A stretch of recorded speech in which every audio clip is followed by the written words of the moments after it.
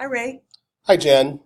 We're here to talk to you today about the UDL lesson plan, which has now become the only lesson plan that the MAT program is going to be using in the School of Ed. That's correct. So, Jen, can you tell me, what's UDL? What does that mean? Sure. So UDL stands for Universal Design Learning. And Point Loma's adopted it because it's part of the TPAs. The only way you can score a 5 on your TPA Cycle 1 or Cycle 2 is if you use a UDL lesson. So we've chosen to use a UDL lesson because you can use the UDL format from kindergarten to high school in any of the content areas and with mild, mod, and mod severe students. Great. But, I've taught for a long time, and I have some really great other lesson plan forms that I really like. Can I use those in my class just besides the UDL? No, you can't, not while you're in the program. We really want you to use UDL and get to know UDL well because we believe it will make you a better teacher. And probably you don't want students to be confused between different types of lesson plans. Right. We want them just to use this one. Right. So the next question is, where do I find this lesson plan? So this lesson plan can be found at www.plnuclinicalpractice.com. And if you click on Bakersfield or Mission Valley, whichever is your site, then you click on Teacher Candidates, and you click on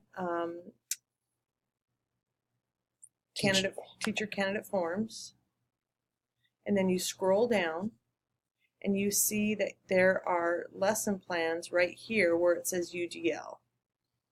So can't I choose one of these others? No, we just haven't had a chance to pull those off the internet yet. Okay, so that's where I find the plan. Correct. And then I open it. Yes. And it will look like what I had before.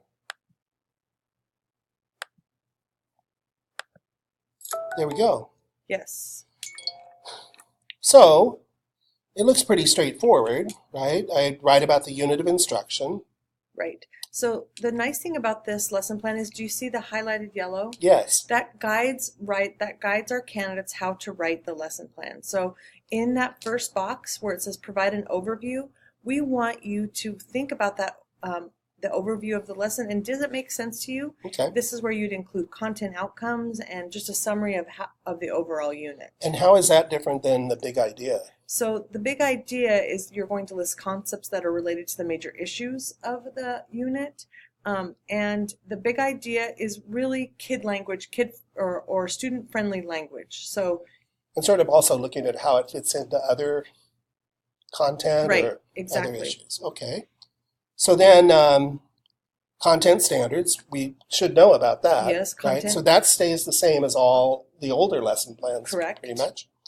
And then we have an academic objective and a language objective for English learners. So those are specifically what you want the student to learn. And the academic objective can be in student-friendly language if you want to. Excuse me. Darn it. Sorry, everyone. And then there's EL language objectives that you would have gotten from your 601 or your 653 class. I know in Ed 600, I'm responsible to teach them the objective, how to write an objective. And we always start that with, by the end of this lesson, the students will be able to. Yes. And we would write that they will be able to actually do something. Yes. So use a SMART objective that's specific, measurable, accurate, relatable, and timely. Okay. So I know there's some current other ways to do that, but to write an objective. But at this point, we're still using our sort of old system of the students will be able to, by the end of this lesson, they'll be able to. Correct. Okay. Now, can you write the English language objective the same sort of way? That is a great question, and you're going to, they will learn about how to write that in 601 and 653. Okay. So if, for instance, if they're writing a lesson plan in 600 and they haven't had 601 or 653 yet, they can say, have not had an EL language objective, or they can look it up on the internet. Okay. Great. So then we come to the actual plan, the lesson elements. Yes. And so the lesson opening, the anticipatory set. This is sort of following the old 7-step lesson plan that has been used for a long time. Right. what does it mean by multiple means of engagement? So this is where the UDL comes into play.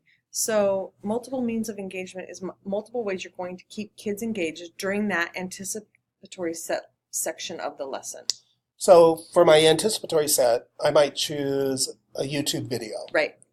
What do you mean by multiple ways of keeping them engaged? So knowing that you have a student who maybe can't sit still, maybe you're going to bring them up closer to the video, or you're going to let them stand in the back and rock, or maybe you will let another student wear headphones if auditorily they get distracted. So you're just going to be thinking about all the barriers to learning. Well, and also the English language learners that may not be able to understand the video. You might have the subtitles in Spanish or whatever. Okay. Now, each of the yellow parts relates to the rubric. So can we switch over to the rubric real quick? So I want everyone to know that use the rubric to guide your building, because it's going to show you how you answer each section.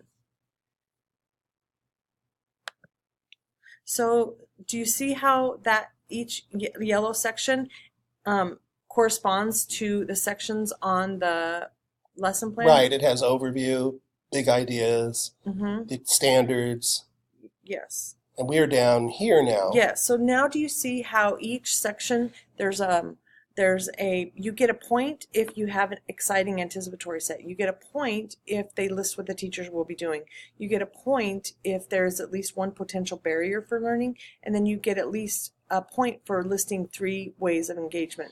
Now, so before you leave that, I know that students have had trouble with the potential barriers.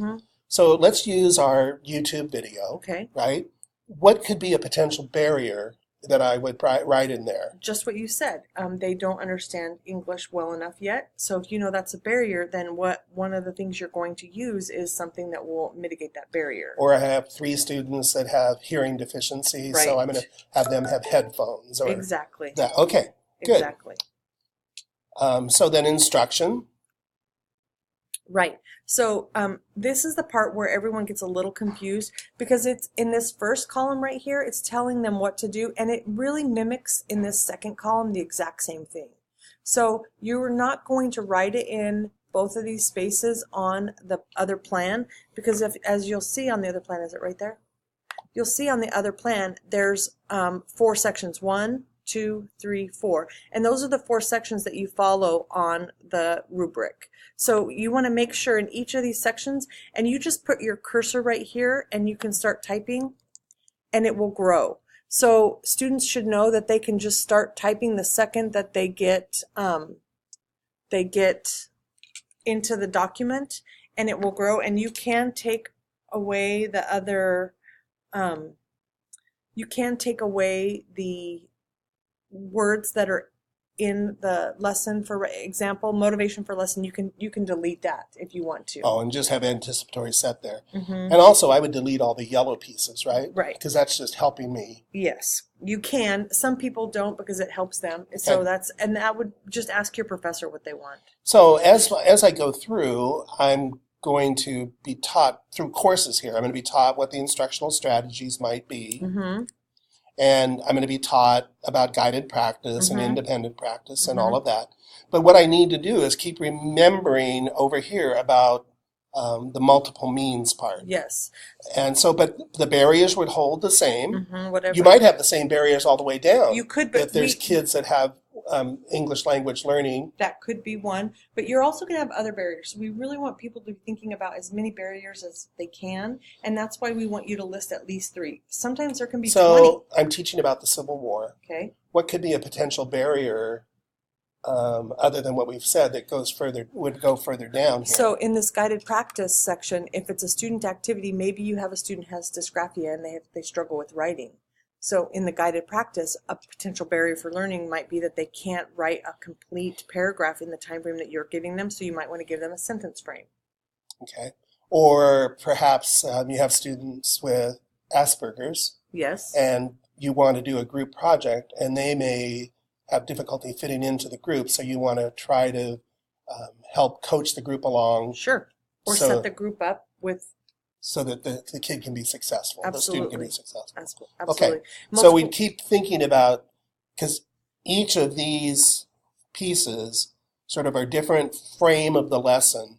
And so you'd want to keep thinking about what's happening during that frame. Right, right. And then you'll see multiple means of representation means how are there multiple ways that the teacher will teach that concept. So if you're teaching about the Civil War, did you give it to them auditorily? Did you let them read it if they prefer that learning style mode of reading? Did you give it to them kinesthetically where Absolutely. they did a dance about the Civil War? Why not?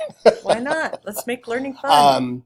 So just to make sure for our students that they're clear, you probably would not want to list the same thing for barriers all the way down, because it would say to the reviewer, you really haven't thought through it all. Absolutely. Good. Okay. That's excellent. And then so you'll see that it follows this outline the whole way through, and it's asking you, is there a closure activity? Did they list what the teacher was doing? Are there potential barriers for learning? Are there multiple ways of showing expression? And then in the bottom, you'll see all of these UDL guidelines right here. And that just means if you're not really sure of a way to find a multiple means of representation, you can click on one of these checkpoints. And I think if you control click, it would take you right to that website to get some more ideas if you needed it. Before we do that, though, I think we got the multiple means of engagement. Representation is how the teacher's representing the material to the students. Correct. So the teacher wouldn't want to teach just in one style. Modality, no. You couldn't stand up and lecture in front of the room. No. Okay. That's not effective.